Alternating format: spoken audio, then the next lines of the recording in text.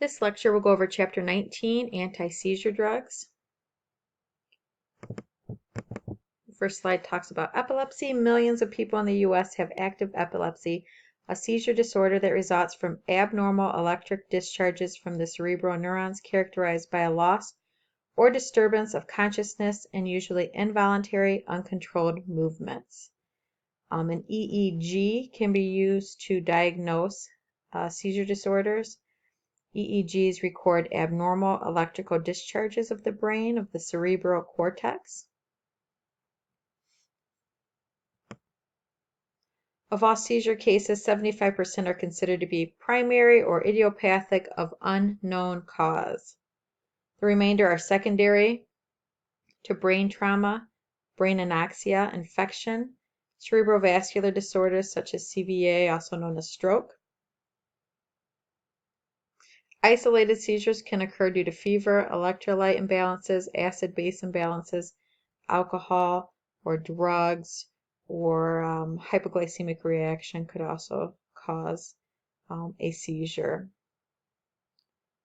Epilepsy is considered a chronic, usually lifelong disorder.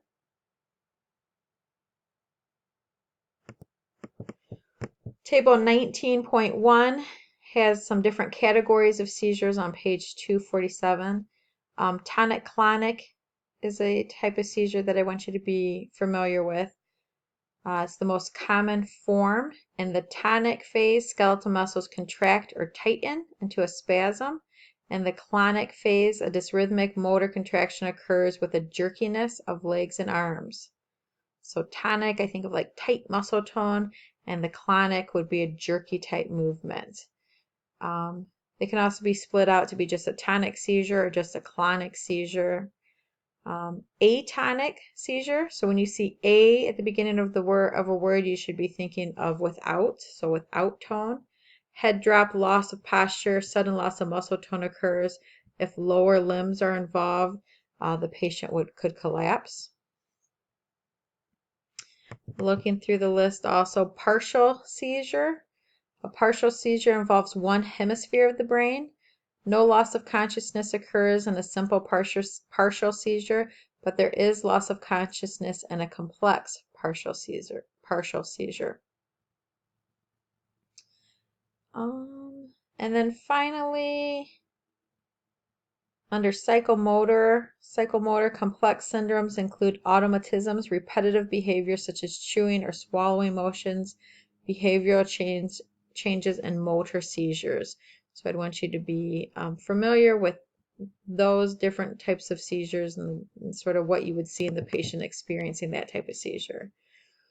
So moving on to anti-seizure drugs. They work by stabilizing nerve cell membranes and suppressing the abnormal electric impulses in the cerebral cortex that are causing the seizures.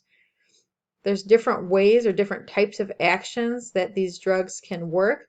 They can suppress sodium influx, suppress calcium influx, enhance the action of GABA, or promote the release of GABA. If you remember, GABA is an inhibitory neurotransmitter. So when we're talking about these different medications, go back to these specific types of actions. You're going to need to remember how each one is working to help prevent seizures in the patient. The first classification of anti-seizure medications we're going to talk about is hydantoins. Your prototype hydantoin is phenytoin.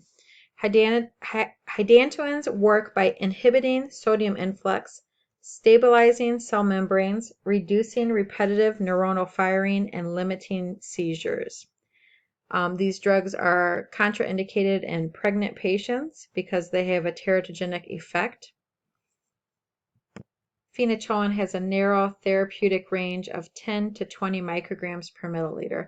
A lot of these seizure medications will have serum therapeutic values that you will need to memorize. So if the flashcards work for you, whatever it is, phenytoin, you have to remember 10 to 20 is the therapeutic serum level. So we'll quickly review again. Therapeutic serum levels are really important because it means that the medication is in the right amount, right concentration in the blood to actually do its job. If a medication is below the therapeutic serum level, that means there's not enough medication in the blood. In this case, if the phenytoin serum level was a 5, we'd be worried that our patient would experience seizures. On the other hand, if it's too high, there's too much medication in the patient's system, and we're worried about toxicity. Phenytoin can be administered PO or IV. It is not given by IM route due to erratic rate of absorption. The adverse effects of hydantoins include psychiatric effects such as depression, suicidal ideation. Other side effects include Stevens-Johnson syndrome. This isn't the first time we've seen this as a side effect, so if you're unfamiliar with it, please look it up and become familiar with it. Dysrhythmia, such as ventricular fibrillation, and blood dyscrasias. Purple glove syndrome would appear as swollen, discolored, and painful extremities that may require amputation. Patients on hydantoins for long periods may have elevated blood glucose that result from the drug inhibiting the release of insulin. Less severe side effects include nausea, vomiting, and gingival hyperplasia. Again, gingival hyperplasia, if you're not sure what that term means, pause the video and go ahead and Google it and look at some pictures so you can associate phenytoin with gingival hyperplasia and get those down. Constipation, drowsiness, headaches, slurred speech, confusion, alopecia, hirsutism, or nystagmus, which is constant involuntary cyclical movements of the eyeballs. Phenytoin interacts with a lot of different drugs. And if you think back to one of our first lectures and we talked about why some drugs don't play nice with other drugs, one of the big things is how highly protein bound they are. And phenytoin is highly protein bound, which causes problems when it's mixed with other highly protein bound drugs. A lot of medications listed here, a lot of them you aren't even quite familiar with. I'm going to focus on this last part, decreased effects of anticoagulants and corticosteroids when combined with phenytoin.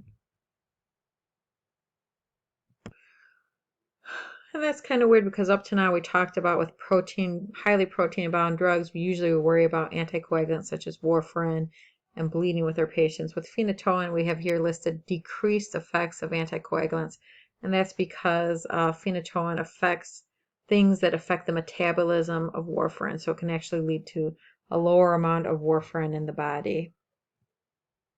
And one other thing off this slide I want you to remember is that antipsychotics can lower the seizure threshold, the level at which seizures may be induced, and they can increase seizure activity if the patient has taken phenytoin along with an antipsychotic. Go ahead and check out, if I can get it there, the nursing process box for phenytoin. It is on, it's a couple pages ahead. It starts on page 253. So look it over and pull out what you think is most important. Go ahead and pause the video and then restart it when you're ready. Under assessment, we want to get health history, current drugs, and herbs the patient may be taking so that we can look for anything that might interact with the phenytoin. We want to make sure the patient knows when they need to be taking their medication, check urine output, check labs to see kidney and liver function. Again, you guys need to be familiar with those frequently assessed labs that look at kidney and liver function and know what it means when they're off. So if you have problems understanding that, bring questions with you to class when we meet again. Under planning, again, the patient's seizure frequency will diminish. Patient will adhere to anti-seizure drug therapy, and side effects will be minimal, would be our goals with phenytoin. Under nursing interventions, we want to monitor serum drug levels. Again, if you have a serum drug level, you need to know it for testing purposes. Phenytoin is 10 to 20. We want to encourage patients' compliance with medication regimen. Monitor CBC levels to detect blood dyscrasias.